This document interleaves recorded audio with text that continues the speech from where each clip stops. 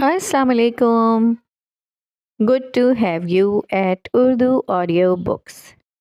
हाजिर खिदमत है अब्दुल अहद का लेटेस्ट नावल। ये एक ताकतवर तारीखी रोमानवी अलमिया नावल है और ये 2026 के शुरू में ही मुकम्मल हुआ है। कहानी तक़सीम हिंद से पहले के बरे सग़ीर में वक़ूअ पज़ीर होती है। 1875 के कहरज़दा कश्मीर से अमृतसर की गलियों और 1912 के लाहौर के बदनाम हीरा मंडी तक।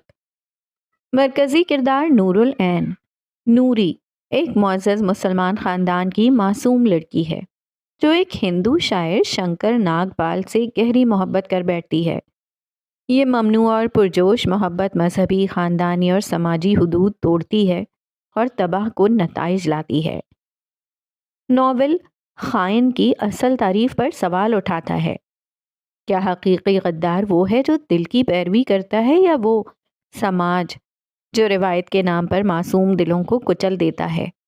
गुनाह, माफ़ी, ख़ानदानी इज़्ज़त और इलाही रहमत जैसे गहरे मौज़ूआत को तारीख़ी हकीकत पसंदी और नफ्सियाती गहराई के साथ पेश किया गया है। मुसन्निफ़ ने इसे उन गुनाहगारों के नाम वक्फ़ किया है जो अपने गुनाहों को खुदा की रहमत से बड़ा समझते हैं। ये नावल जज्बाती शिद्दत, शायराना ज़बान और माशरती तनकीद की वजह से उर्दू अदब के शायकीन में बहुत मकबूल हुआ है। तो आइए शुरू करते हैं अब्दुल अहद का नया नावल ख़ाइन, एपिसोड 1। बिस्मिल्लाहिर्रहमानिर्रहीम। ख़ाइन, अब्दुल अहद के कलम से। खुसूसी शुक्रिया। खुसूसी शुक्रिया साथी लिखारी और शायर मोहम्मद उस्मान वसल साहब का। ख़ाइन की तमाम गज़लें जो इन शंकर ने पढ़ी हैं वो मोहम्मद उस्मान वसल ने लिखी हैं। खुदा आपके कलम में बरकत अता करे। इंतिसाब।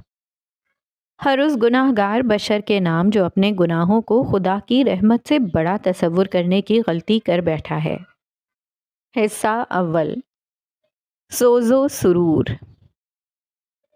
क्यों ज़ियाकार बनूं, सूद फरामोश रहूं, फ़िक्रे फ़रदा न करूं, महवे गमे दोष रहूं, नाले बुलबुल के सुनूं और हमातन गोश रहूं, हम नवा मैं भी कोई गुल हूँ कि खामोश रहूं, जुरत आमोज मेरी ताब सुखन है मुझको, शिकवा अल्लाह से खाकम बदहन है मुझको, है बजा शेवए तस्लीम में मशहूर हैं हम, क़िस्सा-ए दर्द सुनाते हैं कि मजबूर हैं हम, साज खामोश है फरियाद से मामूर हैं हम, नाला आता है अगर लब पे तो माजूर हैं हम, ए खुदा शिकवे अरबाबे वफ़ा भी सुन ले, खूगरे हमद से थोड़ा सा गिला भी सुन ले, हमसे पहले था जब तेरे जहाँ का मंजर, कहीं मसजूद थे पत्थर कहीं माबूद शजर,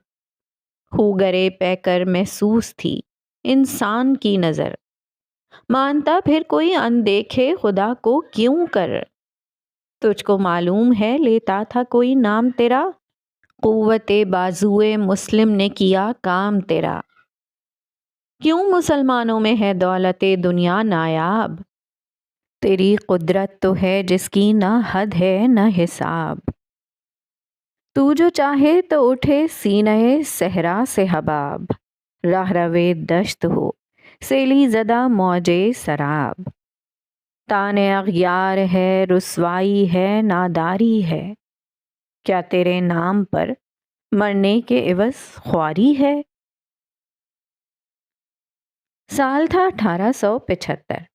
रियासत कश्मीर और सरजमीन थी मकबूजा हिंदुस्तान। भूख का नाग हर दहलीज पर फन फैलाए बैठा था। ज़मीन बंजर थी, फसलें सूख कर खाक में जा मिली थीं। अनाज के गोदामों पर रईसों का कब्ज़ा था और उन्हीं का पहरा दवाम पजीर था। भूले से कोई उनसे मुट्ठी भर गंदुम या बाजरे की इस्तेदा करता तो बड़े तफ़ाखुर से लाठियां बरसा कर उसे भगा दिया जाता। पहाड़ों के नशेबो फराज में बने छोटे से गांव में भूखे बच्चों की चीखें गूंज रही थीं। آہوزاریاں فلک کو چیر دیتی مگر ان انسانوں کے پتھر دلوں میں کوئی انقلاب برپا نہ کرتی۔ انسان جو خود کو اس زمین کا حاکم کہلواتے تھے، قسمہ پرسی کے عالم میں کئی آنکھیں آسمان کو تکتی اور خدا سے پیٹ کی دوزخ بجھ جانے کی فریاد کرتی۔ ایسی ہی ایک آنکھ گرو مکھ سنگھ کی تھی، مگر اس کی آنکھوں میں صرف فریاد توام نہ تھی، کوئی خوف ناگہانی اسے ستا رہا تھا۔ وسوسات کا لشکر اسے اندر ہی اندر بے دردی سے کتر رہا تھا، مگر اس کے اندر اتنی ہمت نہ ہوئی کہ دل کا حال کسی کو سنانے لگے۔ تنگ خیمے میں برتنوں کی کھن کھن نے اسے جگایا۔ اس نے نظر اپنے چھوٹے سے آشیانے پر گھمائی۔ بیٹی جھکی گردن کے سنگ ریشم کے کپڑے پر دھاگے کی مدد سے نقش بنا رہی تھی۔ بیگم برتن سمیٹ رہی تھی۔ رات سے کچھ کھایا نہیں ہے، اگلے 2 دن کا کھانا مل تو گیا ہے، چل کچھ کھا لے۔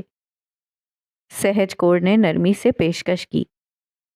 اپنی بیوی کے ہڈیالے چہرے اور سوجی آنکھیں دیکھ کر اسے اپنے آپ سے نفرت محسوس ہوئی۔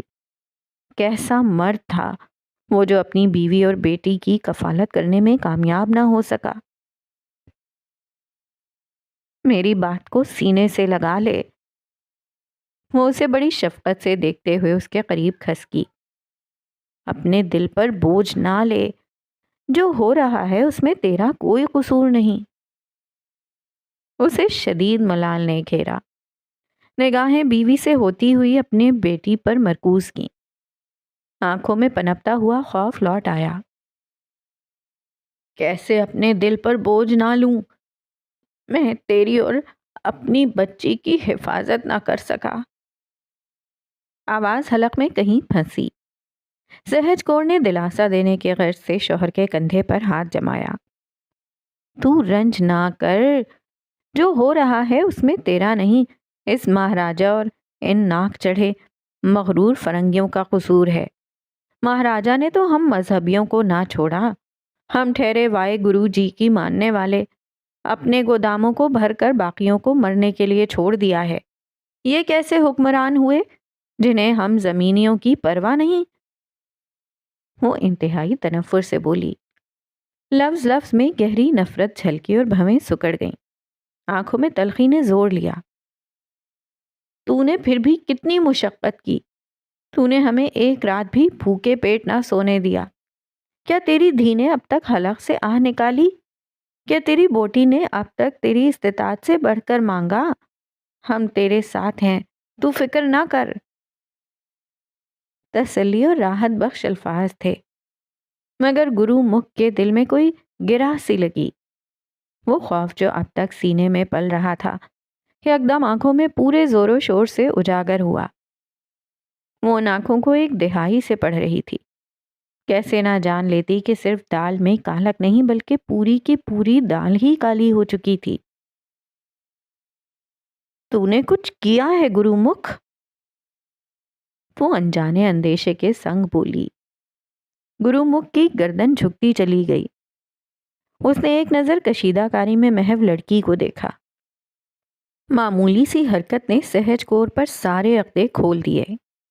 وہ کھڑی ہوئی اور بے یقینی سے اسے دیکھتی چلی گئی۔ تو نے تنفس پھولا، ہاتھ باقاعدگی سے کپ کپائے۔ گرو مکھ کچھ نہ بولا۔ اس کا کچھ نہ کہنا اس کے بدترین اندازوں کی تصدیق کر چکا تھا۔ یک بارگی قدموں کی پرتحکم چاپ نے ان دونوں کو اپنی طرف متوجہ کیا۔ خیمے کے اندر کوئی پورے ٹھاٹھ سے داخل ہوا۔ بھاری جسامت، چہرے پر تمسخر بھری مسکراہٹ، آنکھوں میں سختی کے سنگ مطالبانہ سا تاثر۔ اس خیمے کے ہر فرد پر بہت کچھ باور کرا چکا تھا۔ وہ لڑکی کڑھائی، چوکھٹا، سوئی اور دھاگا قالین پر چھوڑ کر کونے سے جا لگی۔ گرو مکھ اس کے پیروں پر گرا۔ بس 1 ہفتہ اور 1 ہفتہ، میں رقم جوڑ جوڑ کر قرضہ لوٹا دوں گا۔ آدمی نے ایک نظر سہج کور کو دیکھا اور پھر اس لڑکی کو۔ اس کی طرف زو مانا مسکراہٹ اچھالی۔ نظر میں ایسی کٹیلی تاثر تھی کہ سینہ جل اٹھا، انگ انگ دہکا اور وہ پسینے میں تر ہوئی۔ 1 माह سے تو مجھے لٹکا رہا ہے۔ اس نے جھک کر گرو مکھ کو گریبان سے اٹھایا، چبا چبا کر کہتے ہوئے سلسلہ کلام جوڑا۔ اب تو کس چیز کی توقع رکھ رہا ہے؟ مدت ختم ہوئی، مجھے تیری دھی ابھی چاہیے۔ گرو مکھ کا جسم ہوا سے جھلملاتے خزاں کے پتوں کی مانند تھر تھر آیا، آنکھ آنسو بہا رہی تھی، ہاتھ اس آدمی کے آگے جڑے ہوئے تھے۔ مگر وہ میری دھی ہے، میرے جگر کا ٹکڑا، میں کیسے دے دوں اسے؟ اس نے مڑ کر ایک نظر سہمی ہوئی لڑکی کو ڈالی جس کے چہرے پر شوق کی انتہا تھی۔ کشمیری رخساروں پر کانچ سے آنسو ڈول رہے تھے، چاندنی آنکھوں میں مدد کی طلب تھی۔ تجھے اس کے بارے میں قرضہ لینے اور اڑانے سے پہلے سوچنا چاہیے تھا۔ اس نے گرو مکھ کو ایک طرف اچھالا۔ گرو مکھ زمین پر ڈھیر ہوا، پشت پر برتنوں نے وار کیا اور کوہنی فرش سے ٹکرائی۔ وہ درد سے چلا اٹھا۔ سہج کور پیچھے سے چلائی، نہیں لے کر جا سکتے تم میری بیٹی کو، نہیں۔ وہ آدمی اس لڑکی کے دونوں بازوؤں کو مضبوطی سے تھام چکا تھا۔ اس کی آنکھوں سے ٹپکتی ہوئی ہوس اس 14 سالہ لڑکی کو خاکستر کر رہی تھی۔ وہ لڑکی التجائیہ نظروں سے آس پاس دیکھنے لگی، فقط کوئی اس کی مدد کو پہنچے، یا شاید یہ جہنم زدہ لمحات محض خواب ہوں جو پلک جھپکنے کی سی دیر میں تمام ہو جائیں۔ مجھے جانے دو، مجھے چھوڑ دو، وہ مزاحمت کرنے لگی۔ پیچھے سے سہج نے اس آدمی کے بازو میں اپنے ناخن گاڑے، مگر وہ ایک مکے کی مار تھی۔ سہج زمین پر بری طرح ڈھیر ہوئی، سر فرش سے ٹکرایا۔ بابو جی مجھے بچا لے، میں تیری دھی ہوں، مجھے بچا لے۔ وہ آدمی اسے بازوؤں سے گھسیٹتے ہوئے خیمے سے باہر لے جانے لگا۔ بابو جی میں تجھ سے بہت پیار کرتی ہوں، بابو جی تو مجھے بچا لے، وائی گرو جی دی قسم مجھے بچا لے۔ گرو مکھ سنگھ کھڑا ہوا مگر آگے نہ بڑھا، بس خاموشی سے اسے دیکھتا گیا۔ خیمے کے باہر قدم نکالنے سے قبل اس نے مڑ کر فرش بوس سہج کور اور گرو مکھ کو دیکھا۔ 3 دن تک اگر تو نے رقم نہ لوٹائی تو اپنی دھی کو بھول جانا۔ انگلی اٹھا کر متنبہ کرتے ہوئے وہ نکل گیا۔ میں تجھے بچا لوں گا شیتل، وعدہ رہا، میں تجھے بچاؤں گا، ہم جلد ملیں گے۔ اس نے باپ کی پکار سنی اور آنکھ بند کر کے اس پر یقین کر لیا۔ کوئی نہ جانتا تھا، شیتل سنگھ خود بھی نہیں، کہ باپ کے قول پر اندھا یقین کتنی بڑی غلطی ثابت ہونے والا تھا۔ 1910 امرتسر۔ اللہ اکبر، اللہ اکبر۔ مسجد کے سب سے اونچے مینار سے مؤذن کی آواز گونجی اور ہوا کے سنگ رقص کرتے ہوئے اس کالونی کو پہنچی جہاں آپس میں چسپے ہوئے چھوٹے اور قدرے اونچے گھر تھے۔ گھروں کی قطاروں کے درمیان پتلی سی پتھروں کی گلی تھی جس پر اس سمے سناٹا چھایا ہوا تھا۔ اشہد ان لا الہ الا اللہ۔ یک بارگی کہیں سے کنڈی کھلنے کی آواز آئی۔ جو ہی کھڑکیاں اور چٹخنیاں کھلنے کی آوازیں یکے بعد دیگرے آنے لگیں، ایک طلسم سا ہر سو ہر دم پھیل گیا۔ پکارے الہی نے سب کو بیدار کیا۔ دھرتی نے اپنی رو میں ایک نیا چکر شروع کیا۔ ہر بشر نے اس چکر کے ساتھ باہمی اختیار کیے دن کا آغاز کیا۔ اشہد ان محمد رسول اللہ، اشہد ان محمد رسول اللہ۔ بھن بھناہٹیں ہر سمت پھیلیں۔ چڑیائیں اپنے گھونسلوں سے نکل کر گھروں کی چھتوں پر جا پہنچیں، جہاں انہیں پیٹ کی آگ بجھانے کے لیے باجرہ اور گلے کی پیاس بجھانے کے لیے تازہ دم پانی میسر ہوتا۔ حی علی الصلاۃ، حی علی الصلاۃ۔ گھروں کے دروازے کھلنے لگے۔ کرتے شلواروں میں ملبوس بڑھی داڑھیوں والے مرد اور بالغ اور نابالغ لڑکے گھروں سے نکل رہے تھے، ٹولیوں کی صورت اختیار کیے۔ وہ اپنے ہم نشینوں کے سنگ گپے ہانکتے علاقائی مسجد کی طرف رواں تھے۔ حی علی الفلاح، حی علی الفلاح۔ مسجد کے باہر جھنڈ جمع ہونے لگا، بھاری گھمیر قہقہے پھیلے، کچھ کسر پسر سی مچ گئی تھی۔ تمام مرد حضرات اپنی چپلیں اتار کر اینٹوں سے بنی اس سکون آراستہ مسجد میں چل دیے۔ مسجد میں داخل ہوتے ہی ہر زبان تالو سے لگ جاتی اور ہر آنکھ بارگاہ الہی میں جھک گئی، ہر سر سجدہ کرنے کو بےتاب ہوا اور ہر دل سکون حاصل کرنے کی تیاری پکڑ چکا تھا۔ اللہ اکبر، اللہ اکبر، لا الہ الا اللہ۔ چھتوں پر عورتیں کپڑے اتارنے کے غرض سے آئیں، سروں پر چادر ڈالے ہوئے زیر لب اذان کا جواب دے رہی تھیں۔ جو ہی انہیں متصل چھت پر اپنے ہمسائی دکھ جاتی اور وہ ان سے گپیں مارنے میں مصروف ہو جاتی۔ الصلاۃ خیر من النوم، الصلاۃ خیر من النوم۔ مؤذن کی آواز نے اسے بھی بیدار کیا۔ آنکھیں غنودگی سے لبریز تھیں۔ وہ پلکیں مونتے اٹھ بیٹھی اور پیروں کو کچھ دیر بستر سے گرائے اپنی جگہ پر ٹکی رہی۔ گندمی چہرہ بلا تاثر تھا، مگر آنکھیں وہ جیسے کسی بات پہ خود کو ملامت کر رہی تھیں۔ جہاں گھر کی ہر عورت اب تک نماز پڑھ کر فارغ ہو چکی تھی، وہاں پر وہی تھی، خاموش اور ساکن، نہ جانے کس کا انتظار کر رہی تھی۔ یک بارگی دروازہ کھلا، ایک دبلی پتلی سی لڑکی کمر پر ہاتھ جمائے چوکھٹ پر کھڑی ہوئی۔ اس کی سیاہ آنکھیں تشویش سے چھوٹی تھیں۔ نوری آپا نماز پڑھ لی؟ اس کے جھبڑے بال، پیلا پھٹک چہرہ اور نیند کے غش میں ڈوبی آنکھیں دیکھ کر وہ بول اٹھی۔ نور العین عرف نوری نے کچھ دیر بلا تاثر آنکھوں کے سنگ اپنی بہن کو دیکھا، لب کھولتی پھر کچھ سوچ کر بند کر لیتی۔ پڑھ لی کہتے کہتے وہ رک گئی۔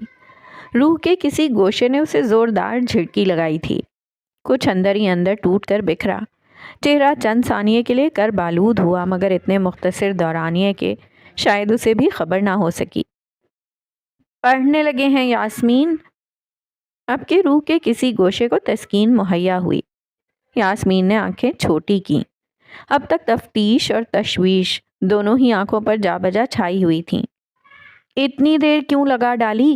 جانتی ہیں وقت ملنے میں کچھ ہی دیر باقی ہے۔ انداز غیرت دلانے والا ہوا۔ اپنی چھوٹی بہن کی لتھاڑ پر وہ بال سمیٹتے اٹھ کھڑی ہوئی۔ طبیعت کچھ ناساز تھی ہماری، تم جاؤ، ہم پڑھ کر باورچی خانے میں آتے ہیں۔ وہ بستر سے اتر کر اپنا شکن آلود کرتا درست کرنے لگی۔ یک بارگی یاسمین کے چہرے پر ایک شریر مسکراہٹ رقص کر گئی۔ کوئی ضرورت نہیں باورچی خانے میں قدم دھرنے کی۔ اس نے شانے بے نیازی سے جیسے اعلان کیا اور بہن کے تاثرات بغور دیکھے۔ حالت صبح اماں جان نے پابندی نافذ کر دی ہے۔ وہ ہاتھ باندھ کر اس کے سامنے کھڑی ہوئی۔ اپنی بہن کے اس شوق سے انکشاف نے اس کے چہرے پر خوشی کی رمق نہ بکھیری۔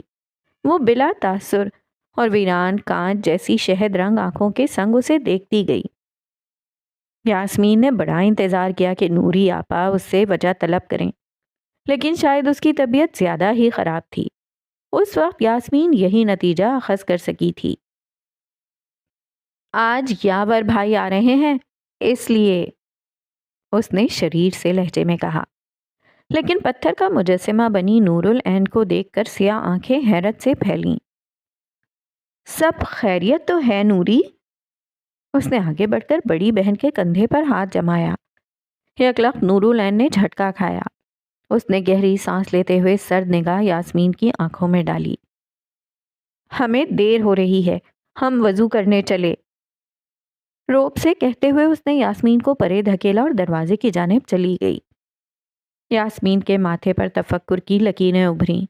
وہ ٹھہر کر کمرے سے رخصت ہوتی نور العین کو تکتی گئی، پھر سر جھٹک کر کمرے سے چلی گئی۔ آخر نور العین کو کیا ہوتا جا رہا تھا؟ معمولی سی یہ الجھن غیر معمولی اور دماغ میں دیر پا کھجلی کرنے والے معمے کا روپ اختیار کر چکی تھی۔ چاروں طرف طمانیت کا بسیرا تھا۔ کھڑکی سے ہلکی ہلکی نیلگوں روشنیاں اندر داخل ہو رہی تھیں۔ مسلے پر بیٹھی لڑکی نے سلام پھیرا۔ وہ سلام پھیر کر کچھ دیر بدستور بیٹھی رہی، مگر ہاتھ اٹھا کر دعا نہیں مانگ سکی۔ نیلی روشنیوں میں اس کا گندمی رنگ واضح ہو رہا تھا۔ چہرہ پہلے بے جان ہوا، پھر تکلیف میں جھلسا، آنکھوں میں الجھن درائی، پھر خوف نے زور بحال کیا۔ نہ جانے وہ لڑکی کسی کشمکش میں غرق تھی۔ بالآخر اس نے دعا کے لیے ہاتھ بلند کیے۔ وہ دعا کے لیے ہاتھ تو اٹھا چکی تھی مگر اب لب ہی نہ ہل سکے۔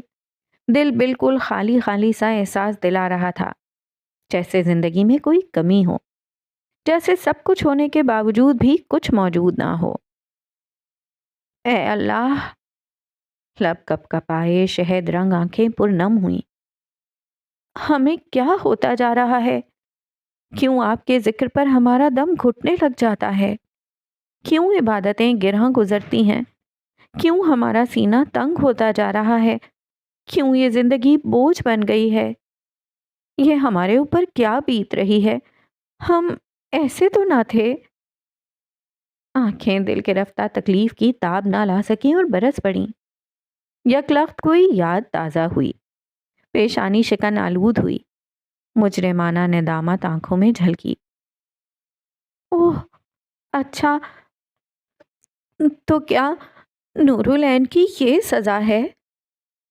اس کے اوپر جیسے انکشاف ہوا تھا، گردن جھکتی چلی گئی۔ کیا یہ ناانصافی نہیں؟ کیا محبت کی اتنی بڑی سزا دیں گے کہ ہم سے ہمارا ایمان ہی چھین لیں گے؟ ماتھے پر کسی سر پھرے خادم سی تیوری چڑھی گئی۔ دعا میں پھیلا ہاتھ نیچے ہو گیا، لبوں نے ہلنے سے انکار کیا اور زبان نے تالو سے چپک جانے کا فیصلہ سنایا۔ اندر ہی اندر کوئی آگ سی بھڑک اٹھی۔ شکوہ کنا نظروں سے چھت کو تکا، پھر چادر سر سے کھینچ اتاری اور کندھے پر دوپٹے کے طرز میں ڈالتے ہوئے اٹھ کھڑی ہوئی۔ اس نے بیزاری سے پیر چپلوں میں گھسیڑے اور کمرے سے باہر نکل گئی۔ زنانہ قہقہوں نے اس کے قدم سیڑھیوں پر ہی روک لیے۔ یک بارگی دل نے ڈبکی لگائی۔ یہ قہقہے، یہ شور شرابے، یہ خوشیوں بھرا ماحول اسے بری طرح کھل رہا تھا۔ اس نے کرب سا کرب آنکھوں میں سماتے پلکیں میچ لیں۔ کسی سوچ کے تحت اس نے تاثرات بحال کیے۔ نورالعین، تمہارے راز سے تمہاری اور تمہارے خاندان کی ساکھ جڑی ہے۔ تم اس راز کی تلخی کو چہرے پر امڑنے کی اجازت نہیں دے سکتی۔ اس کی جوتی کی ٹاپ سنی جا چکی تھی، سو شور و غل آپ ہی تھم گیا۔ کھانے کی میز لوازمات سے سجی ہوئی تھی۔ سب کی نگاہیں اس پر ٹھہریں، گویا وہ آسمان سے اترتا ہوا کوئی ستارہ ہو۔ سربراہی کرسی پر کرتا پہنے ہوئے، سر پر صافہ باندھے ہوئے بختیار صاحب براجمان تھے۔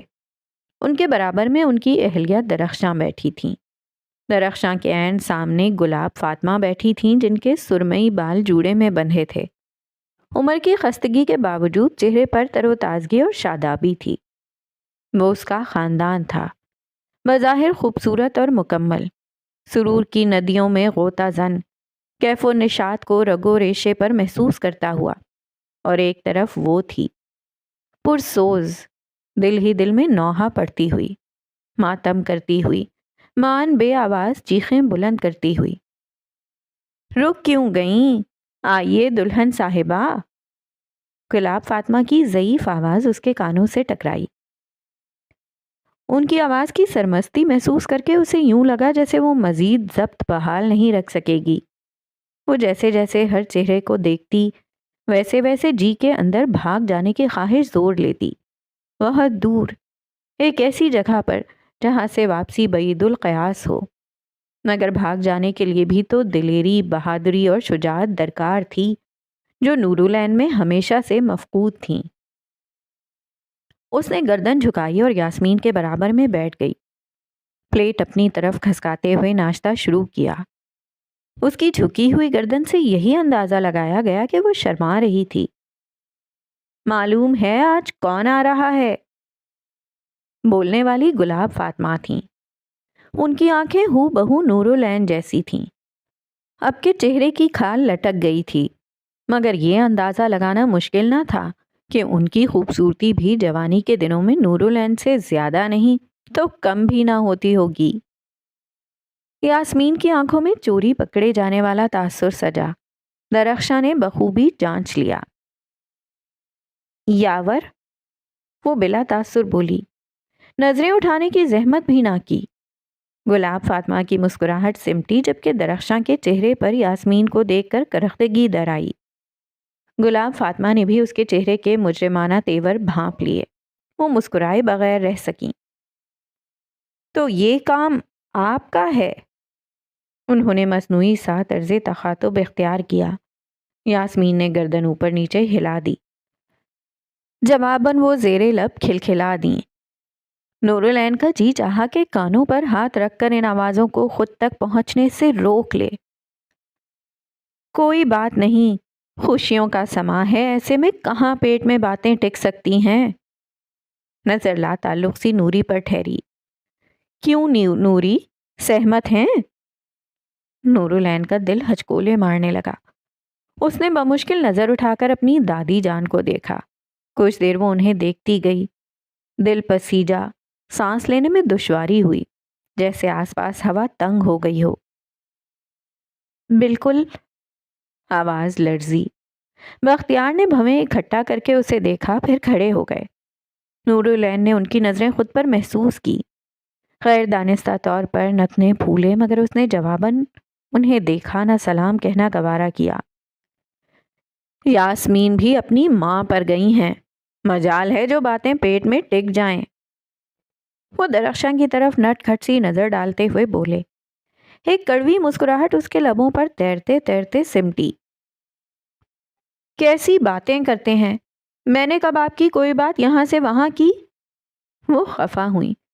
बख्तियार मुजाहिद उनके तुरंत खफा होने पर महजूज हुए।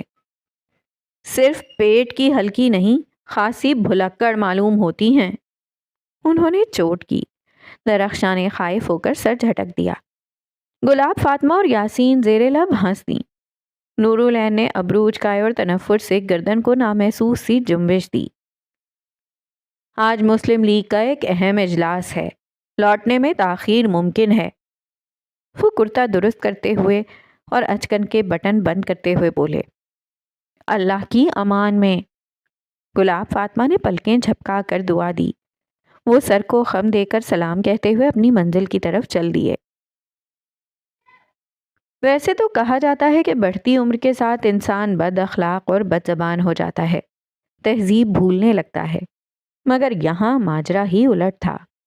गुलाब फातिमा तो जैसे अल्लाह ताला की गायें थीं, कुछ भी हो जाए मुस्कुरा देती थीं।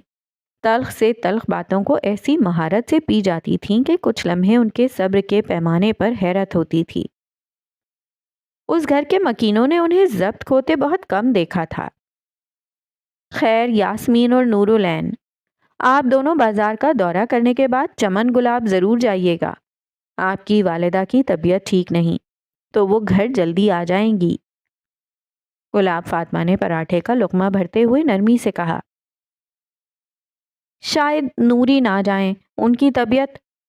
वो कहने लगी कि नूरुलैन ने उसकी बात काट दी। हम जाएंगे, चले जाएंगे हम, कोई मसला नहीं। वो जो पूरे दौरानिए खामोशी का परतौ बनी थी, एकदम उछल कर बोली। जहाँ दरख्शा और यास्मीन को यह अमल अजब मालूम हुआ, वहाँ गुलाब फातिमा हमेशा की तरह सादगी से बैठी रहीं। किस दुल्हन को शौक नहीं होता अपनी शादी की तैयारियों में हिस्सा लेने का? शौक से जाएं। अपनी बहू और पोती के बरक्स इस बात को एक मुख्तलिफ रंग दिया। वो दोनों भी ठंडी पड़ी। बस चमन गुलाब वक्त पर पहुंचिएगा। आप दोनों जानती हैं, हम सब कुछ बर्दाश्त कर सकते हैं, मगर चमन गुलाब के मामले में कोताहियां और खताएं माफ नहीं करते। खुश असलूबी का पैकर गुलाब फातिमा जरा सख्त हुई। हमारे घर की औरतें, हमारे घर के मर्द हजरात, सबको हमारा रब्बुल आलमीन की बारगाह में लिया वादा याद रहना चाहिए। इस वादे को निभाना हम पर फर्ज है, और जब तक हम जिंदा हैं इस वादे के हक में कोई गुस्ताखी बर्दाश्त नहीं करेंगे। हैरत होती थी कि अब तक जो औरत इंतहाई नरमी से गुफ्तार हो रही थी, एकदम से सख्ती का लिबादा कैसे उड़ चुकी थी। नूरुलैन का हलक खुश्क हुआ। उसने ढेर सारा थूक निगल कर हलक तर किया। उसकी कुछ देर पहले की तवानाई झाग हो गई थी। वो गुलाब फातिमा से नजरें चुरा गई, जबकि यास्मीन और दरख्शां उन्हें देखते हुए सर असबात में हिलाने लगीं।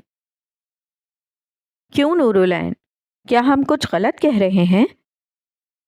نورالعین کو یوں جھٹکا لگا جیسے وہ کسی بگھی پر سوار ہو اور بگھی بان نے غیر متوقع طور پر گھوڑے کی لگام کھینچ دی ہو۔ اس نے نظر اٹھا کر گلاب فاطمہ کو دیکھا، اب کہ ان کی آنکھوں میں ایک کاٹ تھی۔ کیا وہ سب جانتی ہیں؟ دل سے ایک آواز نے ابھر کر اس کا سکون غارت کیا۔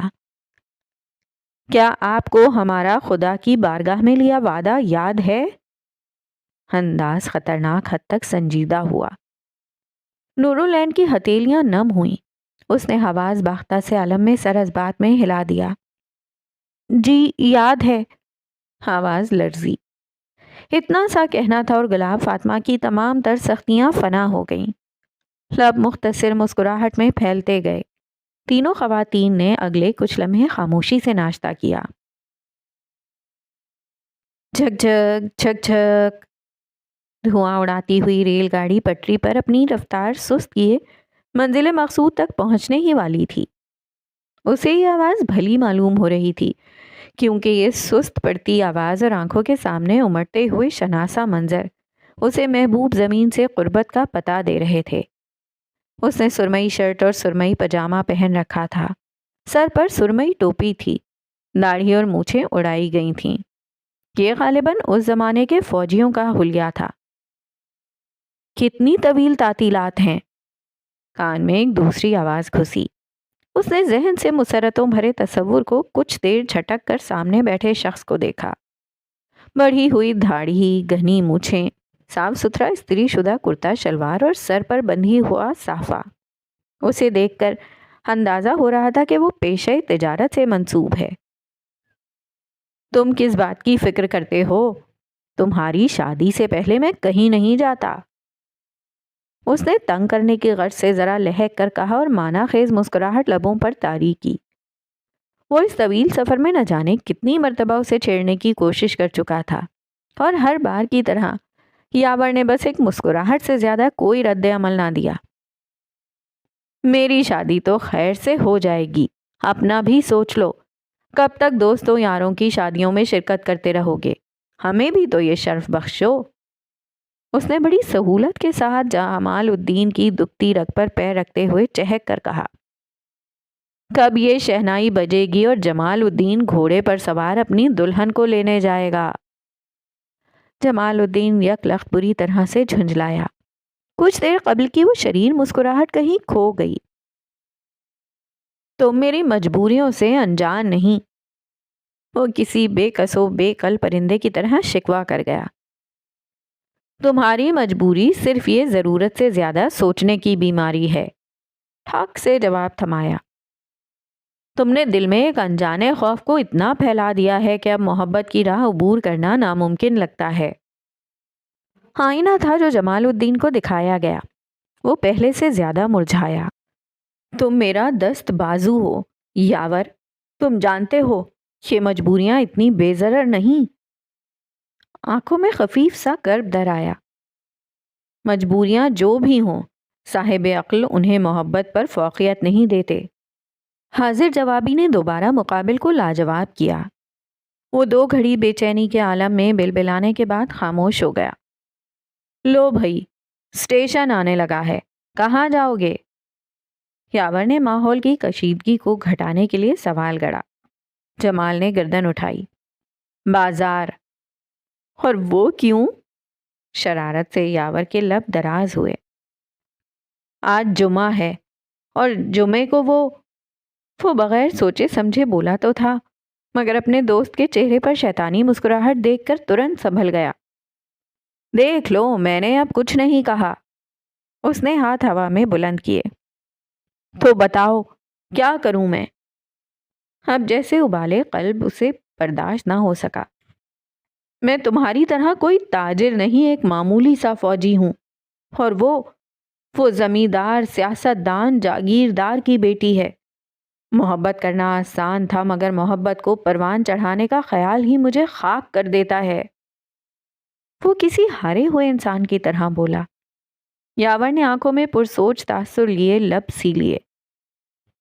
تم بختیار چچا کو نہیں جانتے، وہ مجھے مادہ پرست نہیں لگتے۔ کیا تم نے ان کی عادتوں پر غور نہیں کیا؟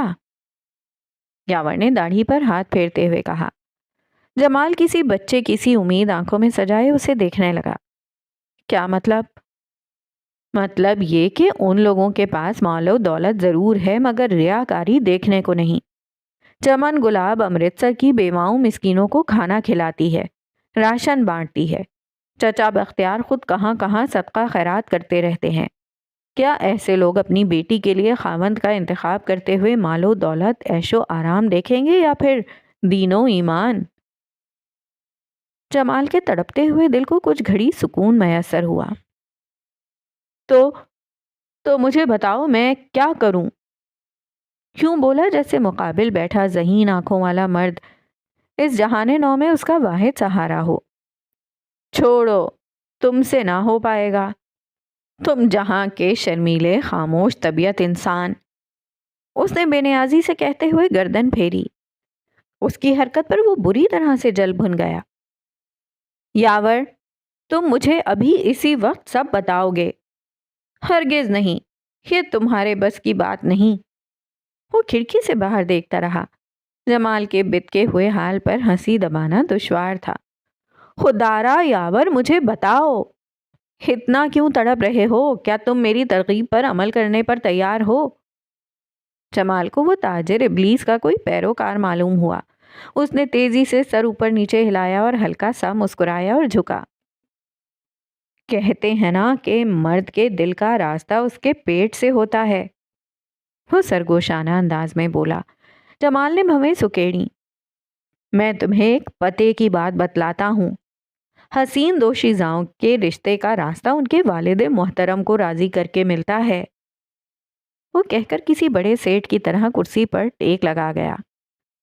جمال کچھ دیر اپنی جگہ پر منجمد رہا، پھر اٹھ کر اسے چہرے پر الجھن لیے دیکھنے لگا۔ مطلب کہ میں… اسے یاور کی ترکیب کچھ سمجھ آئی۔ یاور نے مسکراہٹ دباتے گردن اس بات میں ہلائی۔ بالکل بختیار چچا، تمہیں ان کا دل جیتنا ہے۔ ایک دم آنکھوں کو بے نیاز کر دیا۔ مگر چھوڑو، تم سے نہیں ہوگا۔ تم شرمیلے پن میں نئی نویلی دلہنوں کو بھی مات دے سکتے ہو۔ بس، جمال کو جیسے اس کے الفاظ کانٹوں کی طرح چبھے۔ تم کیا سمجھتے ہو مجھے؟ میں ہاتھوں میں بندوق تھام کر ریاست کی حفاظت کرنے والا بشر ہوں، اس کے ابا سے ہار جاؤں گا؟ وہ پرعزم ہو کر بولا۔ یاور نے پرسکون خارج کی۔ تیر صرف نشانے پر نہیں بلکہ نشانے نے پورے ہوش و حواس میں تیر اپنے سینے پر کھوبا تھا۔ مگر کیا تم میری مدد کرو گے؟ اس نے ایک امید کے ساتھ التجا کی۔ یاور کھل کر مسکرا دیا۔ تم نے مجھے اپنا دست بازو کہا تھا جمال، میں تمہارے لیے حاضر ہوں۔ جمال مبہم سا مسکرا دیا۔ اتنا تو وہ جان گیا تھا کہ اس دفعہ کی تعطیلات اس کی زندگی میں کچھ نیا کرنے والی تھیں۔ تو جناب یہ تھی ایپیسوڈ 1 خائن کی۔ دیکھتے ہیں آگے اس ناول میں کیا ہوتا ہے۔ بہرحال نور العین یعنی نوری کا کیریکٹر تو اوپن ہو چکا ہے، اور مجھے لگتا ہے کہ نوری جو بازار جانے کے لیے راضی ہو گئی تھی اس کی وجہ کچھ جمال ہی ہے۔ تو دیکھتے ہیں کہ آگے کیا ہوتا ہے ان کی زندگی میں، اور جمال کامیاب ہوتا ہے بختیار صاحب کو اپنے دام میں کرنے میں، ان کا دل جیتنے میں، یا یہ کوئی سٹوری ٹریجک سمت بڑھتی جاتی ہے۔ ملتے ہیں ایپیسوڈ 2 میں۔ اللہ حافظ۔